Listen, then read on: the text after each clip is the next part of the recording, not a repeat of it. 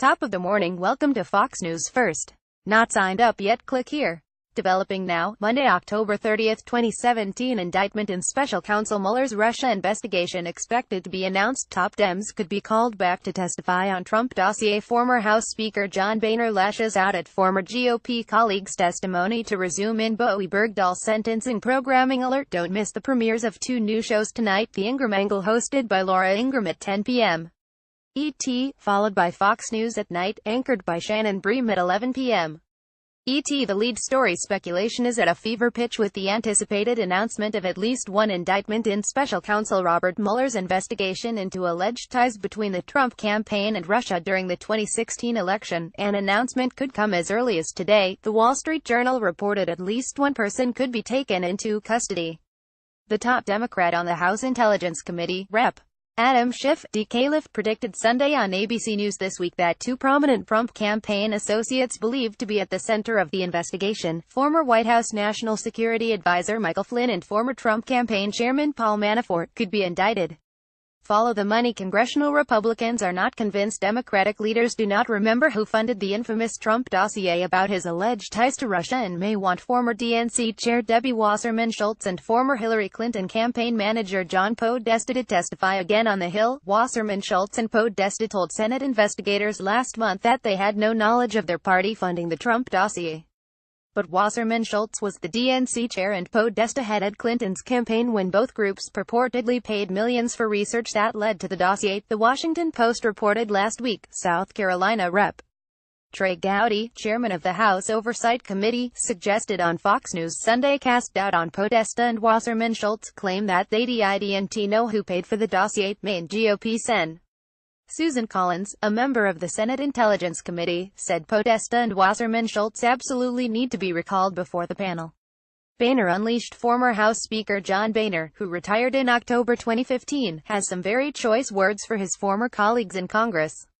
The Ohio Republican talked to Politico magazine in a lengthy profile about the widening political divide in America. He saved the expletives for a blistering critique of conservatives who worked alongside him. Among them Rep. Trey Gowdy, RSC, who became the chairman of the House Oversight Committee after Rep. Jason Chaffetz, Ruta, announced his resignation from Congress, and Rep. Jim Jordan, Ohio, who helped found the House's Freedom Caucus, which frequently clashed with Boehner. Gowdy, that's my guy, even though he doesn't know how to dress, Boehner said. F. Jordan, F. Jason Chaffetz. They're both holes. Boehner called Chaffetz a total phony, more obsessed with self-promotion than the American people. Chaffetz, who resigned from Congress in June and is a Fox News contributor, has not immediately responded. Emotional testimony expected in Bergdahl. Sentencing testimony will to resume today in the sentencing phase of Army deserter Bergdahl, with the wife of a severely wounded soldier expected to take the stand on his behalf. Army Sergeant Bergdahl faces up to life in prison after pleading guilty to desertion and misbehavior before the enemy. He was held captive by Taliban allies for 5 years after abandoning his remote post in 2009, and prosecutors are presenting evidence that his disappearance endangered those who searched for him. Master Sergeant Mark Allen was among the troops who suffered severe injuries during an ambush while searching for Bergdahl. A head injury has left him wheelchair-bound and unable to speak, requiring assistance for everyday tasks such as getting out of bed. Allen's wife is expected to testify today. The weekend that was Dear Flag campaign. You don't build a bridge to meet in the middle. You build a bridge to go to the other person's side, to check it out.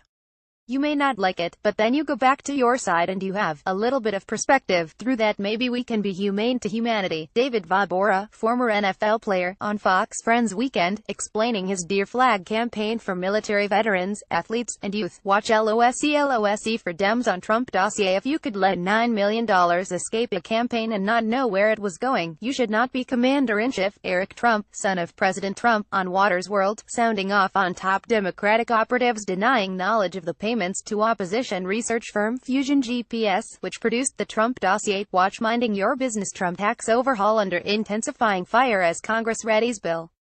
Americans 401 kiloseconds will be safe. GOP leaders set record straight. Target's new changes could boost stock barons. New in Fox News opinion: progressive pitchforks are out to destroy Halloween. Message to liberal feminists: don't dictate political views to me just because Mark Zuckerberg and liberals seek to weaken bail system that keeps us safe. Hollywood Squared Star Trek Discovery's Anthony Rapp. Kevin Spacey made sexual advance toward me when I was 14. Spacey doesn't remember, comes out as gay. Jimmy Kimmel to go easy on Weinstein at the Oscars. Corey Haim's mother calls Corey Feldman a scam artist, denies Hollywood pedophile ring exists. Did you hear about this? Amtrak forced woman to remove Love Trump's hate button before boarding train, passenger claims. History lovers opened Wu-themed restaurant in Alabama. Alien-infested ranch on the market for $5 million. Stay tuned on Fox News. Fox Friends, 6 a.m. ET Judicial Watch. President Tom Fitton on new developments in the Trump dossier scandal. Counselor to President Trump Kellyanne Conway on the looming Mueller Russia indictment and the Trump dossier developments. Alan Dershowitz addresses a Berkeley student newspaper's apology for a cartoon depicting him stomping a Palestinian. Tucker Carlson tonight, 8 p.m. ET Rep. Dana Rohrabacher tells Tucker how he has been trying to get a hearing on the Clinton-Russia connection for months. The Ingram Angle, 10 p.m. ET Premier White House Chief of Staff John Kelly looks back on his defense of President Trump's handling of a phone call with an Army widow, reflects on the politicization of Gold Star families and more in a must-see conversation with Laura. Fox News at night, 11 p.m. ET Premier Sen. Mike Lee takes on the latest developments in the Mueller Russia investigation. On Fox Business Mornings with Maria, 6 a.m.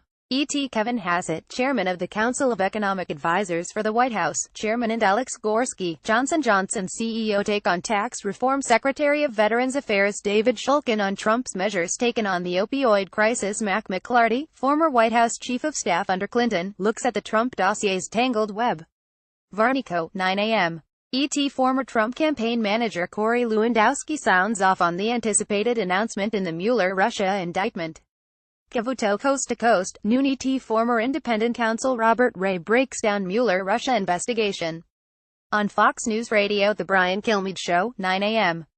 ET to noon. ET New York Post columnist Michael Goodwin tells Brian why he believes special counsel Robert Mueller should resign in the Russia investigation. Former FBI Assistant Director Ron Hosko gives his perspective on the Mueller investigation. The Tom Shalhoub Show, 3 p.m. to 6 p.m. ET White House spokesman Rod Shaw discusses developments in the Trump-Russia probe, the Uranium One scandal and the president's tax reform plan. On this day 2002, Jam Master Jason Missile, a rapper with the hip-hop group Run MC, is killed in a shooting in New York. 1997, a jury in Cambridge, Massachusetts, convicts British au pair Louise Woodward of second-degree murder in the death of 8-month-old Matthew Eapen. The judge, Hiller B. Zobel, later reduced the verdict to manslaughter and set Woodward free.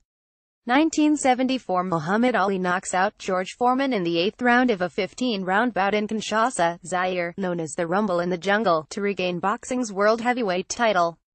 Thank you for joining us on Fox News First. Enjoy your day and we'll see you in your inbox first thing Tuesday morning.